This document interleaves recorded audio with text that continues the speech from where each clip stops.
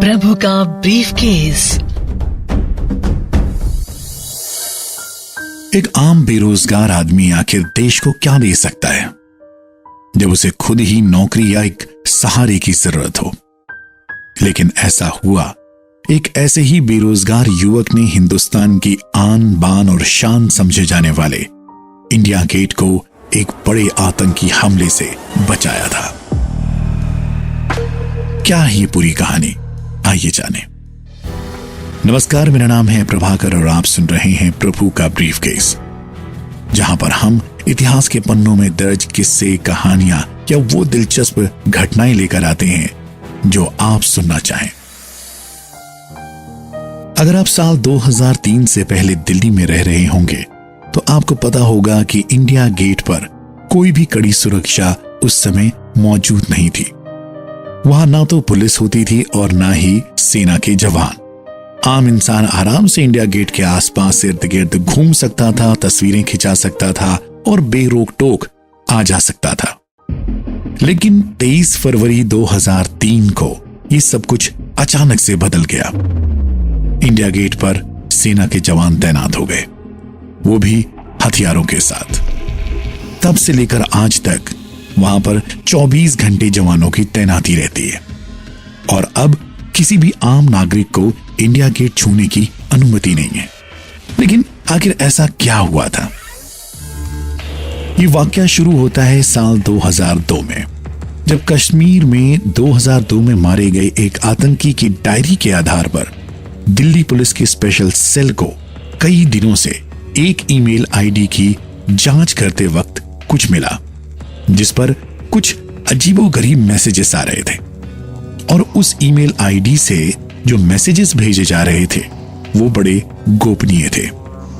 हालांकि मैसेजेस में क्या कुछ खास था ये पता नहीं चल पा रहा था, क्योंकि ये ईमेल दिल्ली के अलग अलग इलाकों के साइबर कैफे से भेजे जा रहे थे और दिल्ली पुलिस को इसे ढूंढने में खासी परेशानी हो रही थी। लेकिन फिर भी दिल्ली पुलिस की स्पेशल सेल उस ईमेल आईडी को ट्रैक कर रही थी। इस मिशन को लीड कर रहे थे उस समय के एसपी प्रमोद कुशवाहा। 13 फरवरी 2003 को अचानक से नेहा के नाम पर बनी हुई ईमेल आईडी पर एक मैसेज आता है, जो कि दिल्ली पुलिस की स्पेशल सेल को और भी चौकन्ना कर देती है।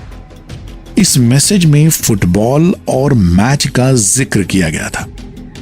जाहिर सी बात है, पुलिस को यह समझने में जरा भी वक्त नहीं लगा कि मैच का मतलब कुछ बड़ा विशाल जहां पर ज्यादा लोग इकट्ठे हों, और फुटबॉल का मतलब कहीं ना कहीं कोई विस्फोटक, कोई बम या कुछ इस तरीके की चीज हो सकती है। यानी कुल मिलाकर ये कोई बड़ा आतंकी हमला हो सकता है। हालांकि ये धमाका या ये हमला कब होगा, कहां होगा, इसके बारे में मैसेज में कोई जिक्र नहीं था। लेकिन ये कहीं ना कहीं एसपी प्रमोद कुशवाहा और उनकी स्पेशल टीम के लिए एक बड़ा सरदर्द था। बस फिर क्या था, एसपी प्रमोद कुशवाहा की स्पेशल टीम जो है वो इस कोड को डीकोड करने में जुट जाती है।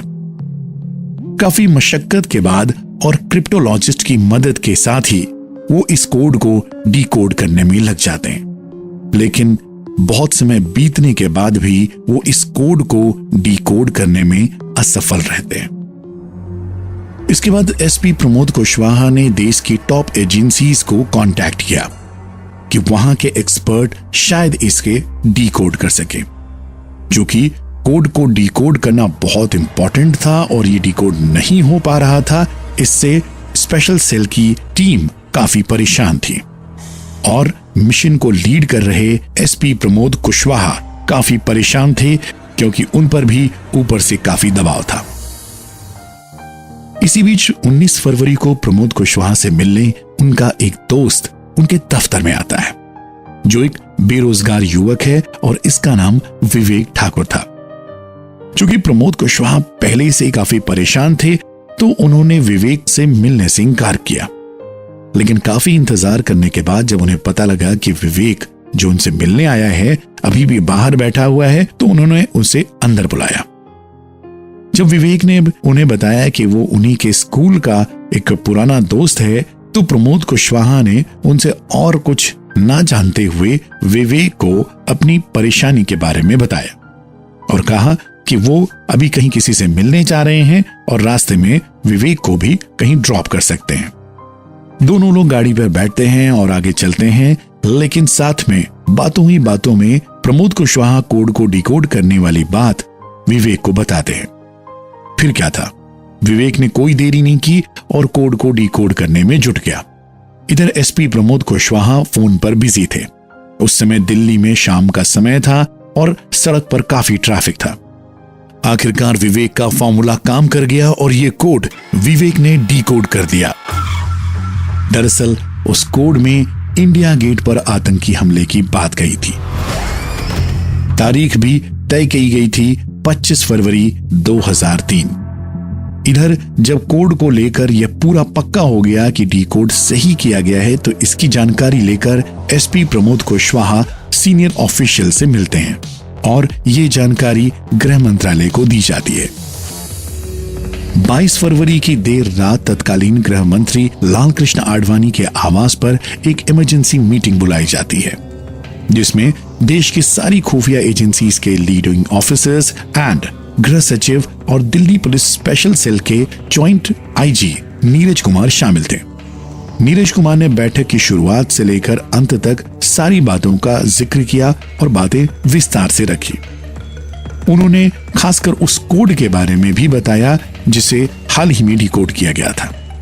इसके बाद सरकार ने यह फैसला लिया जो कभी नहीं हुआ था। 23 फरवरी 2003 की सुबह इंडिया गेट के आसपास बड़ी संख्या में सेना की तैनाती कर दी गई। वहां पर सेना और बख्तरबंद गाड़ियां मौजूद हो गए। अब तक इंडिया गेट के पास ऐसा नजारा कभी किसी आम इंसान ने नहीं देखा था, लिहाजा यह देखकर लोग बड़े चौकन्ने हुए और जब वो सुबह सैर सपाटे पर निकले तो इतनी भारी सिक्योरिटी देखकर यह बात जो है आम जन में जंगल में आग की तरह फैल गई। उस दौरान लोगों को इंडिया गेट के पास जाने से रोक लगा दी गई। इस बात से अंदाजा लगाया जा सकता है कि सेना की तैनाती की वजह से आतंकियों ने इंडिया गेट पर हमला करने का इरादा टाल दिया था। इस पूरी साजिश के पीछे सीमा पार के आतंकी संगठनों का हाथ सामने आया और उसके मास्टरमाइंड का भी पर्दाफाश हुआ। लेकिन इस घटना से ये बात एक बार फिर साबित हुई कि हिंदुस्तान का हर आम नागरिक देश के लिए सर्वोच्च बलिदान करने को तैयार था, तैयार है और हमेशा तैयार रहेगा। जय हिंद। अगर ये वीडियो आपको पसंद आया हो और ऐसे ही और वीडियोस देखने के लिए चैनल को लाइक करें, सब्सक्राइब करें और इस वीडियो को ज्यादा से ज्यादा शेयर करें।